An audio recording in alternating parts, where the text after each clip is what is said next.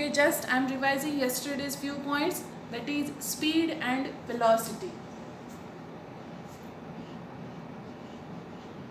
Yes children, yesterday we have learned that speed, what it specifies, it represents the distance covered by an object over a time. So that is called as a speed. Its SI unit is what we distance measure. Distance is measured in meter, whereas time is measured in second. So we can specify this speed with the help of meter per second. This can be written as meter per second or like this. Okay. So what is the speed? Speed is a scalar quantity. As to specify the speed, there is no need of direction. There is no need of direction. So what it is? It is a scalar quantity. So for example, what will you say if you want to mention speed? A car is moving with 50 km per hour, isn't it? So this is the speed of car. We are not mentioning direction, in which direction the car is moving. Okay, one more example I will take. I travelled a distance, say 50 meter per second in 1 minute. Okay, yesterday I said you, whenever you solve the numerical problems from the physics especially, first understand what is the given data. What is the given data? That I am travelling with the speed 50 meter per second. What is the time? 1 minute. So what is the given data? So speed is given 50 meter per second. But if you observe carefully, time is given in 1 minute. Yes? So time is 1 minute. So is these both terms are in the same unit? No. Here you can see meter and second is there. But here time is given in minute. So convert this minute into second first to bring these all data in single system of unit. So that 1 minute, we know 1 minute is equals to 60 seconds. Okay. So now you can use these terms and solve this. So we know the formula. What is that? Speed is equals to distance divided by time. Put the values. What is given? Speed is given 50 meter per second. Distance we need to find out. So I will take it as a distance. And time is given 60 seconds. So how will you find out? So by this, one more formula we will get. See here, out of these three quantities, if any two quantities are given, you can find out easily the third one. For example, speed is given, time is given. For this example, so we can easily find out distance covered by the object. If time is given, distance is given, obviously we can find out speed. And if distance and speed is given, we can find out time. So by this, what we get the formula? Distance is equals to speed into time. What we need exactly, we got this one. So use this formula. So what is that? Distance, how will you get? Distance is equals to 50 into 60. And what is the multiplication of 50 into 60? 3000 meters. So with the speed of 50 meter per second, in 1 minute I have covered 3000 meter distance. But do you have any clue that 3000 meter in which direction? If I am moving from this place, so am I moving in this direction, or in this direction, or in this direction? You don't have any clue. So how will you verify, how will you identify the speed with the direction? That is nothing but what we call it as a speed plus direction. What it gives? It gives velocity, isn't it? Yesterday I have explained. Okay, just I am revising yesterday's concept. As I said, speed, what it gives? The fast and slow motion of an object. How much the object is moving faster or slower than the other object. But it is not specifying any direction. So it is a scalar quantity.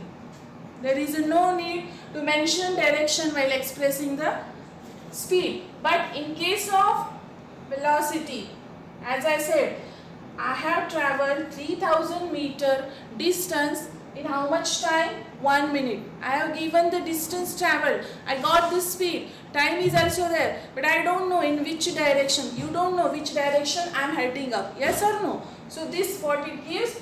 If you mention the speed with the direction, it gives the velocity. So speed and the direction will give the velocity. So what is the velocity? To express the velocity, we need the direction. And if you remember, we have learned about the distance and displacement. So the small difference and very important difference between the distance and displacement is the direction. What will you say? Distance means the path covered, the length of the actual path covered by that object. Here we are not mentioning the direction, but in case of displacement, we are mentioning the direction. Once again, one more example I will take. So I start from the point A with a 20 kilometer distance to the point B. Okay. A body moves from A to B covering 20 kilometer distance. For example, say 2 hours. Here, but because of some road conditions, because of some road work, what I have done, I moved by this path covering 50 kilometer. Yes, here exactly what is this? This 20 kilometer, what we call, it is the initial point. This is the final point. So the shortest distance between initial and final point, what do you call it? It is the displacement, isn't it? So displacement is how much? 20 kilometer. Whereas, see, you can see the same destination point and initial point is there, but I have covered, because of the bad road conditions or the road works, this is known as the distance covered by that object or covered by me. 50 kilometer is the distance. The very much important property of the distance is always greater than or equal to displacement. Keep in your mind very important property or characteristics between the distance and displacement.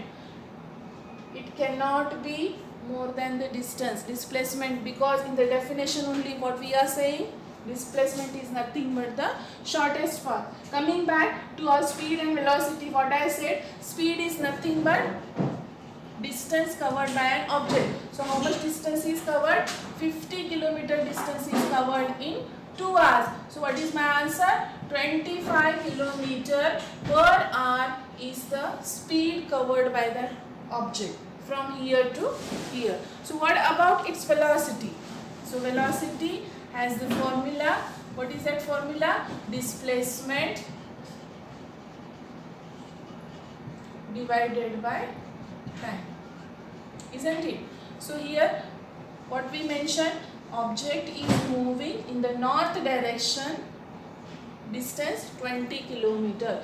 So due north I said. So what is the due north? It is nothing but it expresses the direction. In the north direction I am moving 20 kilometers. So this is the shortest path. Even we have mentioned with distance direction. So it is considered as the displacement. Put the value. What is the displacement? 20 divided by 2 hours. You will get the 10 kilometer per hour. So this is called the velocity.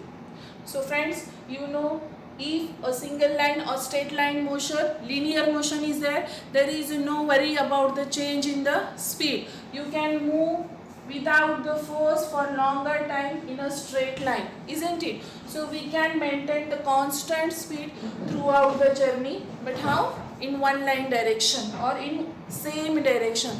But what about for the curved path, or if the object is moving or the object is in non-uniform motion? What about those speeds? So such speed is calculated in terms of average speed. What it gives? It gives the speed of the overall journey. For example, we will consider one simple example to learn this average speed.